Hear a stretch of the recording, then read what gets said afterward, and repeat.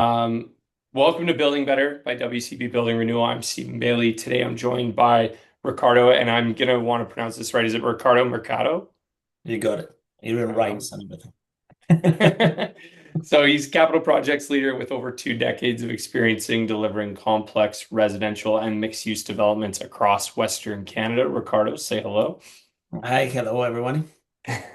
So Ricardo brings a really unique perspective with his engineering background and a focus on building performance, sustainability, and long-term asset strategy. So today we're just going to be talking about, better decisions and how they get made before projects even begin, what separates buildings that perform long-term versus ones that don't. But Ricardo, really, really appreciate you being here today.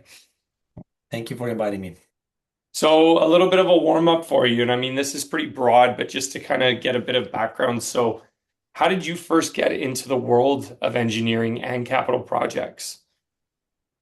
Well, I did study mechanical and electrical engineering in Mexico. That was talking about like 90 to 95. Yeah. Work in marketing in Mexico for a while. The stability for engineering wasn't necessarily the best, and it wasn't paid well, and I was doing way better in marketing. So uh, did very good training on marketing and how to deal with people and networking and so on, but not what I wanted to do. So I moved to Canada in Yeah. 99. Um, Obviously, as a bunch of immigrants, the engineering kind of a title wasn't or a degree wasn't recognized here, and I had to do a bunch of items to get it recognized. So while I was gaining experience in Canada, I was working a little bit on the administration side, mutual funds and financial, nothing to do with engineering, but it helped me out to improve the English there. And Mm. then I went from there to CapU to study a diploma in environmental science, trying to do a little tweak on my or reincorporating to the engineering world. Finished the diploma, didn't get any traction on trying to uh, basically to work in whatever I wanted. So started doing kind of a side work just because I already had a family, 2 kids at that time, and we needed to put some food on the table. So I Mm. was doing a bit of everything, operations liaison. So like I learned a lot of tracking and databases and stuff like that, which later on helped me. Not that I was planning on doing so, but like it helped me out on whatever I'm doing now for tracking my projects. Um, then I had the opportunity to meet an ex-colleague of mine from Rocky Point, was Robert, a good friend of mine that was playing football together. And when we were trying to set up a business basically together to do the recycling caddies before you could roll the garbage out. Mm. That wasn't existent at that time, and we were proposing that to the city and seeing how can we manufacture those ones, trying to get him some time to basically to move to that project. He was very busy doing mechanical design. I offered to help on CAD, on AutoCAD. It's like, hey, dude, what about if I help you out so we can just free up your time and then we can just both jump into our projects.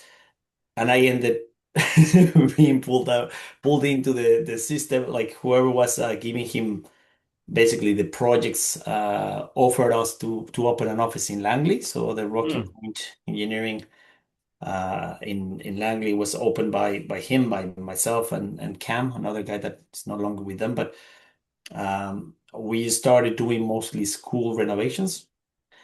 I was literally a drafter because I didn't know anything about code in Canada, blah blah blah. So I was helping them with the design. He mentored me very well, and I went to BCIT to take some courses in HVAC and plumbing and stuff like that. That it was more kind of a custom to, I would say, to Canada, to BC. And with that. I started kind of building up my career, right? So it was Mm, that was early 2003, I guess, 2000 around there.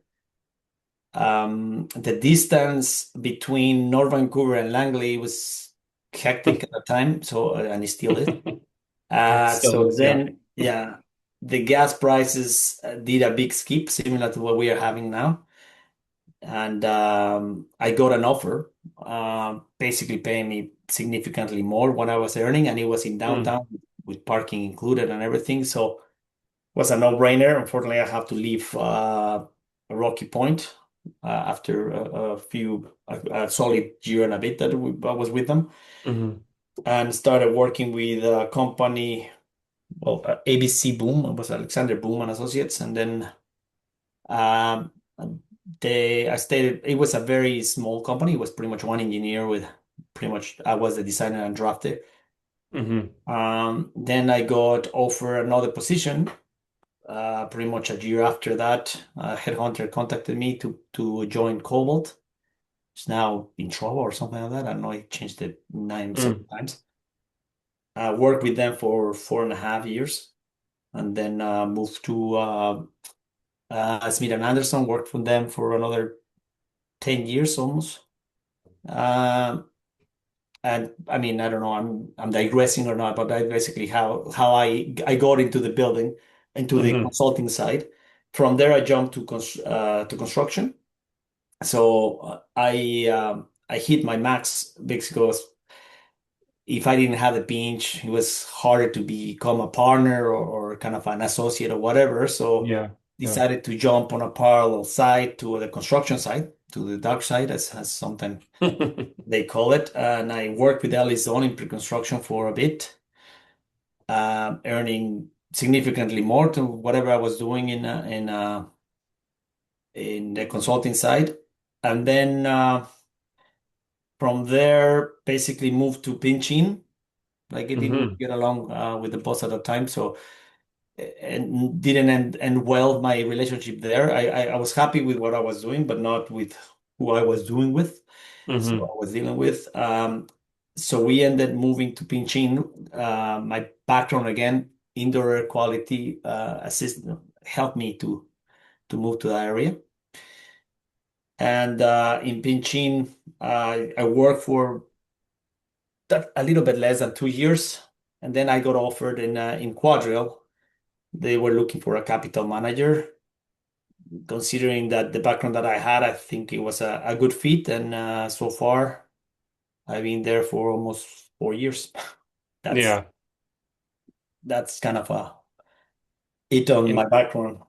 in a nutshell, well, thank you, yeah, for sharing that. I mean, it's interesting because I want to know, you know, was there a moment earlier in your career where you kind of realized that this was the path for you? But I also want to go back to something you said because I found it interesting. Like, how did your engineering degree, when it did not translate when you moved to Canada, how did that shape the way you approached your career once you got here?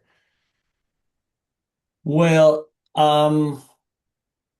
at the beginning, I took it very proactively. I said, like, okay, Mm, fine, what are the steps that we have to do? I mean, I already had wrote a thesis and everything in Mexico. I had my title and everything. So I said, like, just another process that I have to do. hmm. It was very bureaucratic. I was quite surprised, and a lot of money kind of like milking, right? Like asking Yeah. exams and then going back to school and stuff like that. It was difficult for me to go back to school, first of all, because I mean, whenever you're in university, you have pretty much all the geometry, algebra, and all the whatever technicalities, physics and calculus and stuff like that in your brain. That thing, you don't use it, you lose it. Yes. Yeah. So obviously, after 7 years, 8 years, that thing was gone, and I started trying to study thermodynamics because I wanted to apply. As a matter of fact, I did take one exam and fail it Hmm. miserably. Well, not miserably, but I think a 3 out of 5 or Yeah. something like. So I failed it, and I said like this is not for me. I mean, I had 2 kids and everything. I said like I had to focus on generating money, not necessarily passing this one. There was a time, whatever they said. that if you accrue enough experience, you can challenge exams, right? After 10 years or whatever. Right. So Yeah. that was another time of me saying like, okay, fine, I have the 10 year experience and I spent a good time tracking all the projects, what I did on each of them, and so on. I'm quite organized, so I kind of had all that information, but Hmm. it was before ChatGPT, so I had to put the whole thing together by myself, format it, send it, wait for the bureaucratic approach to kind of come back to me and say like, oh yeah, sure, we have an exam, and then they decided not to, or give me a limited license. So that's whenever I said like, screw it, I'm not gonna pursue that option. Um, I think, and I believe that applies here and pretty much in Mexico, is that it's not what Hmm. you know, but who you know that matters. Yeah.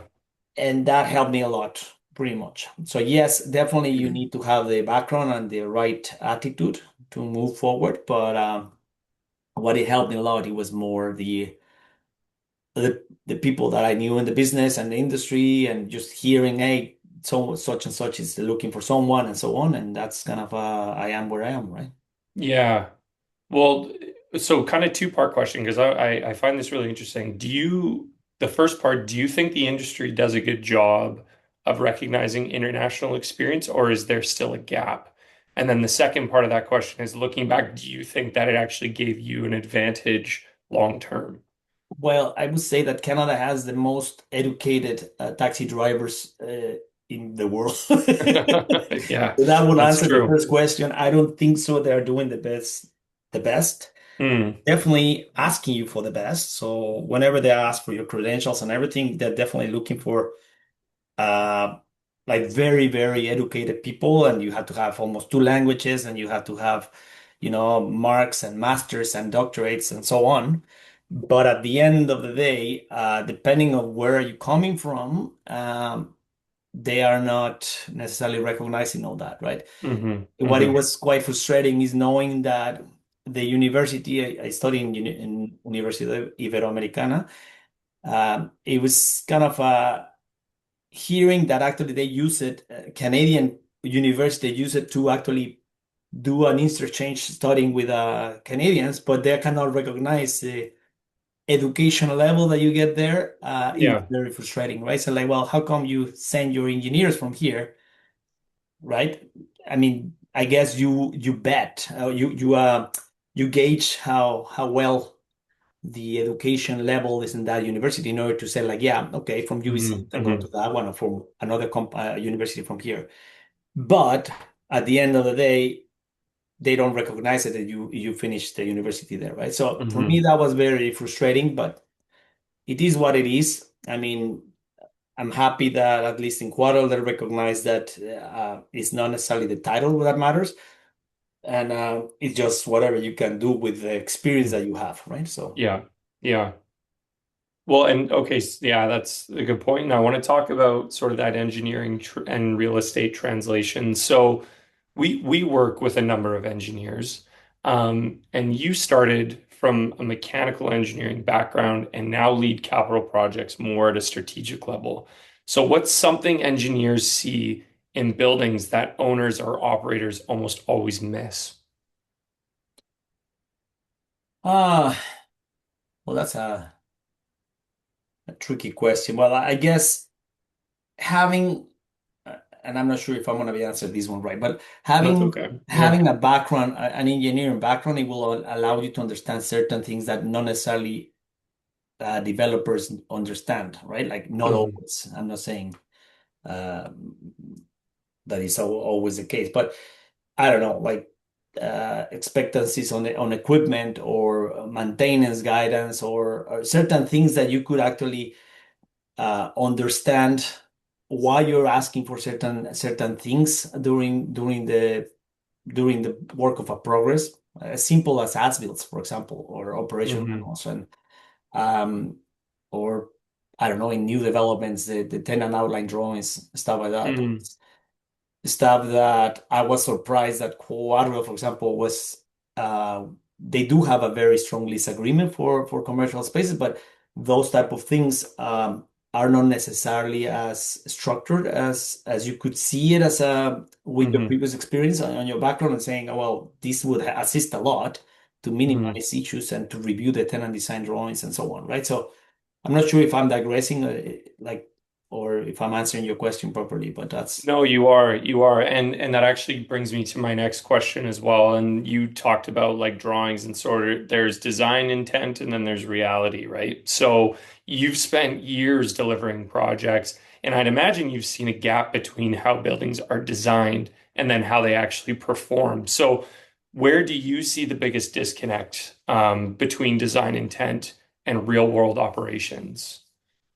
but there so several areas. Um, and it's funny because it's whatever my partner usually tells me that is the professional deformation, right? Like, every time I pass a building and I see the coordination with the rainwater leaders, for example, the louvers, wherever they're putting it in the wrong place, or they're looking like patch space, or all the vents for the sanitary and stuff. Sorry, for the exhaust fan Yeah. and so on. Um, you could see that there is a miscoordination there on items that are on a regular basis are repeated, and probably because they repeat over and over and over, right? Hmm. Like Hmm. all the buildings pretty much have rainwater leaders. All the buildings have vents for exhaust and intakes, louvers, and so on. So because it's repeated, sometimes what I notice is the in the consulting world, what happens is like you have the most senior people doing BD, like business development, Hmm. getting the jobs and passing it to the juniors, and not necessarily there is a disconnect there on who's reviewing the juniors to actually provide a decent project, right? They Hmm. potentially assign is like, hey, this is a building similar to this one, and pretty much deliver, right? So Hmm. probably in the best case, perhaps they have a checklist and say like, okay, we'll have to the water distribution, the sanitary, and blah blah blah, how to do it, how to show it, the schematics. But in a bunch of the cases, whatever they do is just copy paste a bunch of schedules that are not necessarily coordinated or whatever the owner wants, right? Hmm. Hmm. Um, even now, for example, I see another issue that is happening internally. For example, like Hmm. we have the development team doing their own agenda, their own schedule, their own budget, delivering projects, right? And then we have the capital team, the same scenario, right? In a similar scenario with separate budgets and so on. Hmm. But in instances, there is, I don't know, equipment that we are trying to face down or decarbonization purposes or something. We say like, okay, we want to use this type of equipment and so on. But in the new development, we're still scheduling the equipment that we want to phase out on the existing. Yeah. So Yeah. those type of things, I think there is just the communication is important, right? To understand, I don't know, like plumbing fixtures, for example. I have another colleague that does all the in-suite renovations, Hmm. and the countertops that you're using, the type of appliances that you're using, because they are, I don't know, like one brand is better than the other one, offers better guarantees. They have repeated repairs, maintenance repairs for the particular equipment. And all of a sudden you go and check the new development and we're still specing something else that is like a, you know, I don't know, like a handshake on another side or something like that. And say Hmm. like, dude, that works for now, but in a year from now, I have to replace all those like dishwashers, for example, right? Yeah. So those type of Well, things is that's where I see the yeah. miscommunication, right?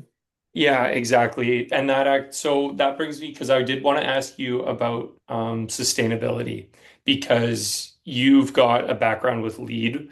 For anybody that doesn't know, LEED is leadership in energy and environmental design. I mean, it's globally recognized. So you've got a background in LEED and building performance. So sustainability is a big focus right now. So where do you think the industry gets it right? And where do you maybe overestimate how well buildings are actually performing? Wow. That's still that actually I guess goes in two parts, right? In the Hmm. design stage, definitely you will have to have and I'm gonna talk from what I know, right? Like Yeah, on yeah. the envelope perspective, for example, right? You have to ensure that actually you have a proper envelope, a proper fenestration to achieve the energy level or to minimize the amount of energy that you need to cool or or heat the space, right? For Hmm. heat losses and heat gains. There is so much you can do with that, right? If you have a proper building envelope, you already are step ahead. Hmm.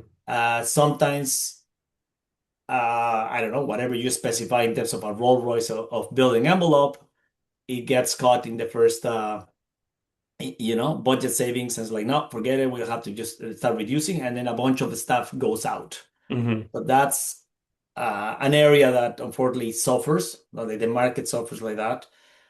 Um, the other one, it would be I guess, on existing buildings, equipments that you're putting, right? Hmm. Trying to put, for example, heat pumps because you want to provide a air conditioning to an apartment that are just pretty much full of glaze all around, like full of windows all over the place, and you have a Hmm. lot of heat gains and so on. And then to top it off, it's a single glass instead of not even double glass or something. So Hmm. I think that's a waste of money and a waste of Yeah, time and energy, right? yeah. So I don't know if I'm answering your question. No, no, you are. And I mean, you mentioned the envelope. That's obviously a huge piece of our space. We do interiors as well for anybody listening that may not know that, but obviously envelope renewal and restoration is a huge piece of what we do. So, and I mean, a lot of the projects that we see, whether it's, sustainability implications, we're working with engineers, so there's all kinds of, depreciation reports we're going through, but the issues we the issues we see actually start long before construction even begins, right? And I know you live and breathe this world as well. So from your perspective, I'm curious, what are the biggest mistakes being made at the planning stage of capital projects right now? The planning stage. Yes. Uh, but probably a lot of misinterpretation for codes. I have seen Mm, that. mm, So yes, there is people that are very uh, checking the code in a very legal way and liability mhm, way of saying no, this is whatever the code says, and they forget to use the criteria, I guess, the common sense. And in some instances, like, yes, that applies. However, I mean, in this scenario, it's very unlikely, or understanding the root of the requirement, I guess that's a big mistake, a big miss, and then starting miscommunication right there, right? Because mhm, if I, as a mechanical consultant, start beefing up certain things because the code said so and I didn't interpret it properly, then the architect has to react to that. And then from, I don't know, from a square shape that you started trying to achieve because that's whatever I guess the owner pays for it, you ended with mhm. a round shape, right? It's like, what the hell? What happened Yeah, with the rest? And you start not cutting corners, we're trying to adapt the different code requirements and that talking per discipline, right? Like we start structural, we start architectural. Whenever you start adding up all these different locations, and there is a lot of room from a lot of things that could go sideways, put it that way, right? right. So communication is obviously imperative. I would, Communication and yeah. understanding the reasoning behind a particular requirement on the code, right? And whether or not that strictly applies to the building or not. And if not, I guess a lot of, unfortunately, we are very afraid of lawsuits and stuff like that. So everything is liabilities, liabilities, liabilities, and then you end Yeah, up beefing up your design, putting the famous cover as notes everywhere, right? And yeah. that's super costly, and it's not necessarily the best design or the best performance, right?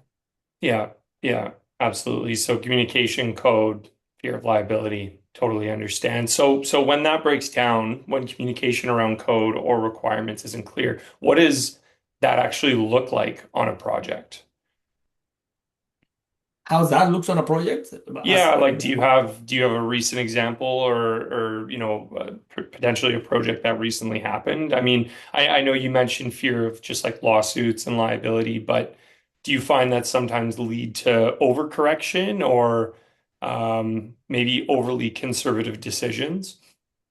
um, well, not to the top of my mind. I don't have an example that I can say, like, yeah, for example, in Mm, this particular time of my life. But definitely, I have seen a lot of instances, and I think even contractors are also in the same page, wherever, depending on the level of uncertainty that you have on mm, your scope, right? If you read the scope of work, it's like, can I get a quote on this? hmm And whatever you get is an as-built or a record drawing from 1973, and it's like, what the hell is this, right? Like, Yeah. it's a square with a very blurry equipment, and you don't understand if it's a 10 ton or 5 ton.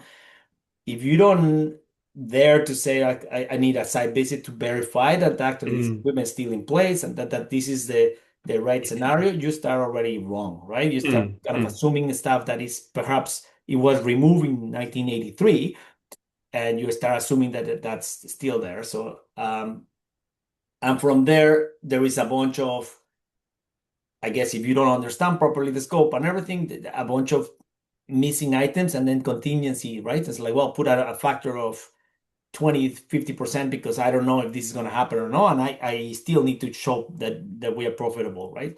hmm In the opposite, whenever you have everything very concise and you schedule a site visit and it's like you explain these are the equipments and blah, blah, blah, and then you have a very clear understanding of what is the finished product, your contingency level pretty much is minimal, right? You just hmm start the schedules like, okay, how much is the equipment cost?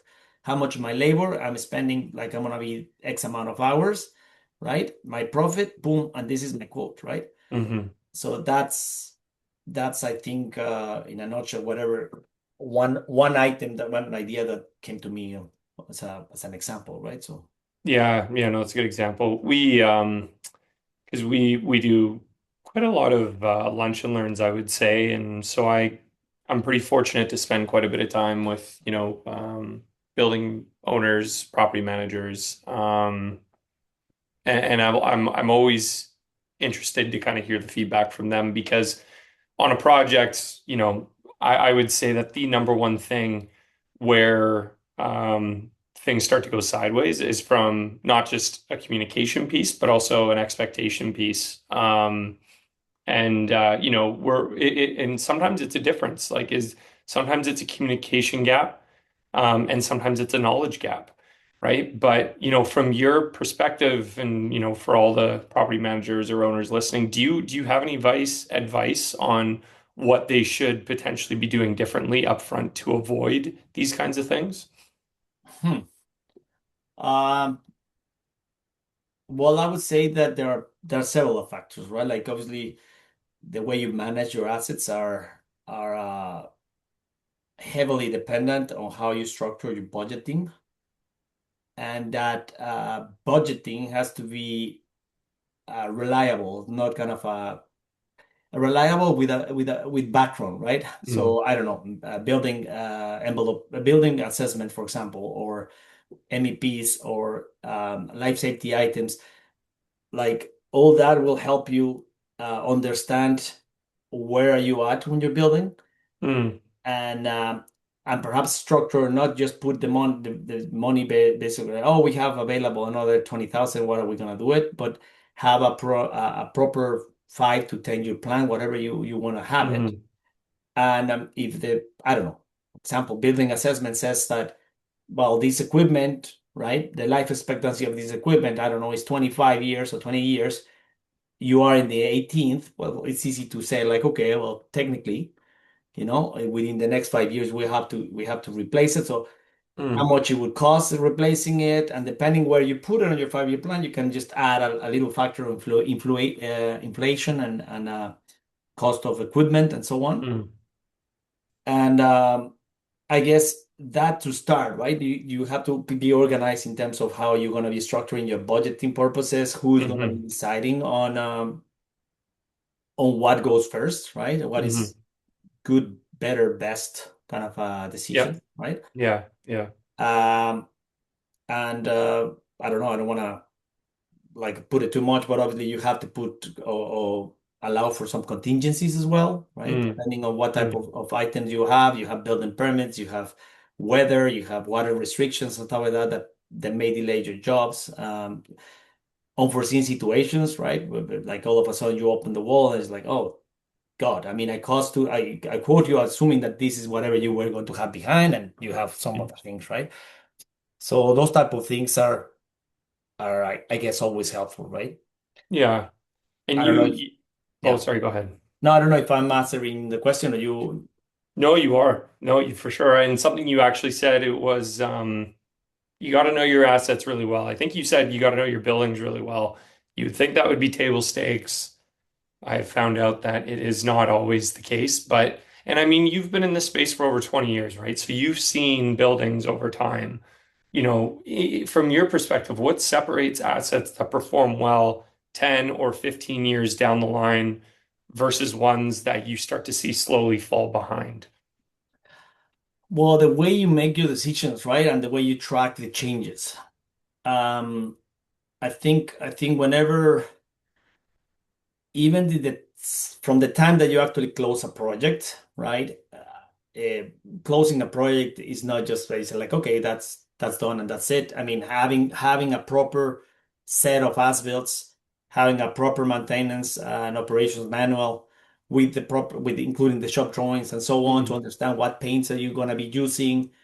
Like in case you want to repaint the building, for example, as simple or as stupid as that could be, Mhm. um, rather than whenever you start painting it, it's like all of a sudden looks very patchy because you're not using necessarily same paints and so on. Uh, I don't know, like there is, um,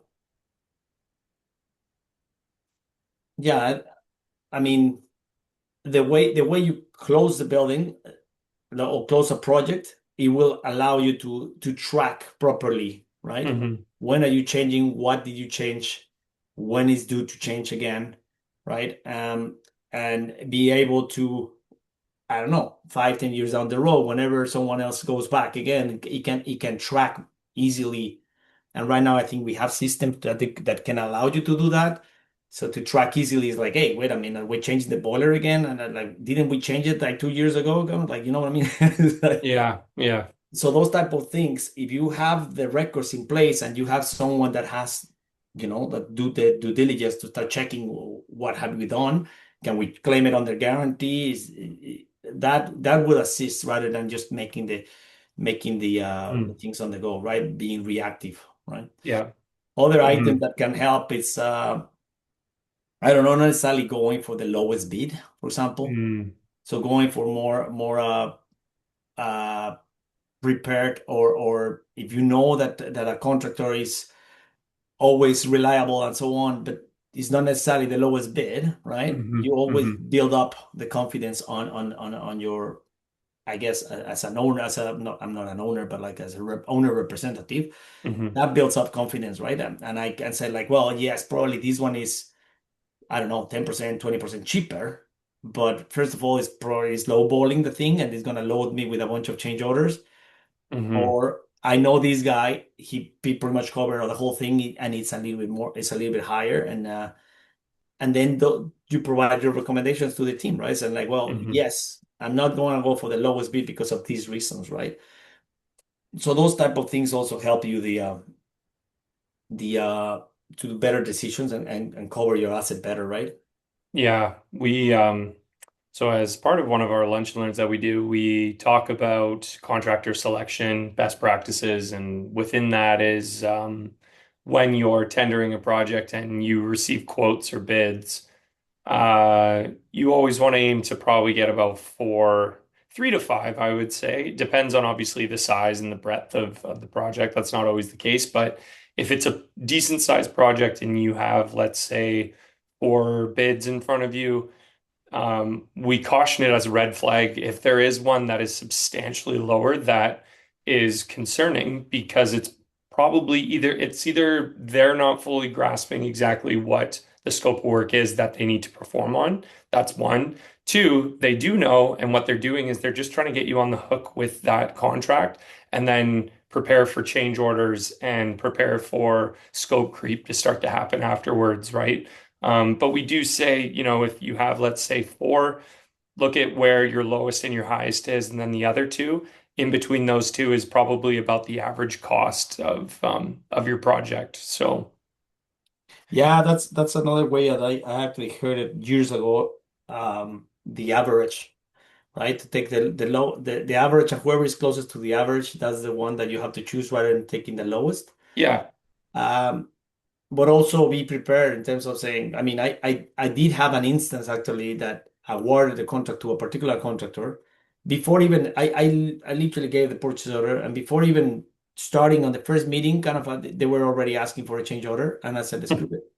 So I thank you very much, but no thank you, and then just hand it over to the other contractor, right? So Hmm. you cannot always do that, right? Depending on the size and scope and requirements and so on, but I mean, in order to avoid those type of things, you rely on consultants or you rely Hmm. on a proper due diligence progress to select the contractor, right?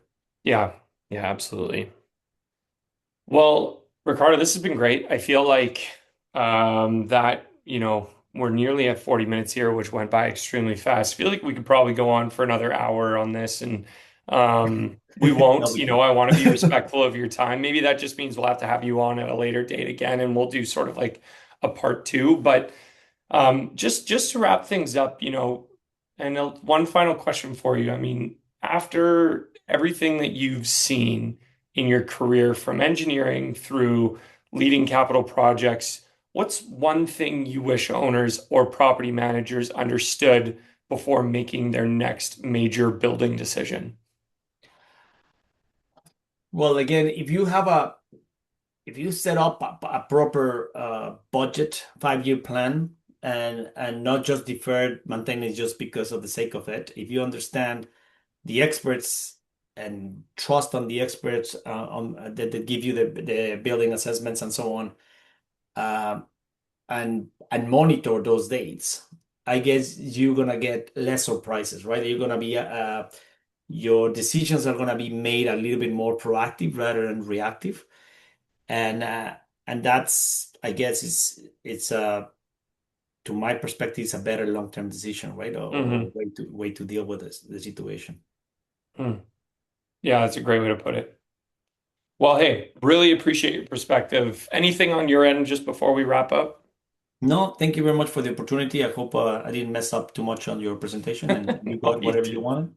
It's a lot of insights. There's, the whole thing in and of itself is very insightful. I'm excited to go back and listen to it again, but tons of really great content, Ricardo. So this has been awesome. Thank you so much again for your time and sharing your insights. Ton of great value there. Um, and thanks to everyone for tuning in to Building Better. I'll look forward to seeing you guys on the next episode. Thanks again. Thank you, Steven. Have a good one.